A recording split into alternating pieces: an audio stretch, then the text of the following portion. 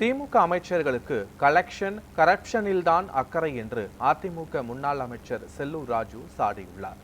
மதுரையில் நடைபெற்ற அதிமுக பொதுக்கூட்டத்தில் பேசிய அவர், எடப்பாடி பழனிசாமி ஆட்சியில் தொழிலாளர்களுக்கு பல்வேறு நலத்திட்டங்கள் செயல்படுத்தப்பட்டதாக கூறினார்.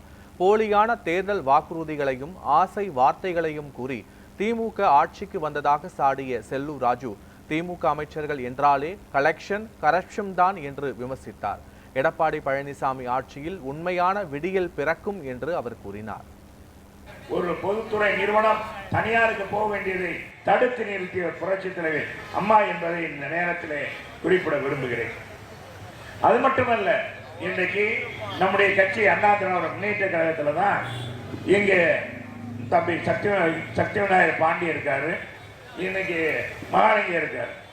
இந்த தொழிலாளர்கள், நலிந்த தொழிலாளர்களுக்கு நிதி வழங்குகிற திட்டம், இந்த நிதி வழங்குறது அம்மா காலத்தில் 2003 இருந்து தொடங்கி இது படிப்படியாக கொடுத்து இன்றைக்கு நம்ம புரட்சி தமிழர் எடப்பாடியார் அவர்களும் இந்த மேதனத்தை விட்டு நலிந்த தொழிலாளர்களுக்கு ஒவ்வொரு வருவாய் மாவட்டத்திலும் அண்ணா திராவிட முன்னேற்ற கழகத்தால் பிரிக்கப்பட்டிருக்க மாவட்டங்களில் இருந்து 2 தொழிலாளருக்கு 1 லட்சம் வழங்குறது அண்ணா திமுக மட்டும்தான் என்பதை, எந்த தொழிற்சங்கம் கிடையாது என்பதை தொழிலாளர் வர்க்கமாகிய நீங்கள் புரிந்து கொள்ள வேண்டும்.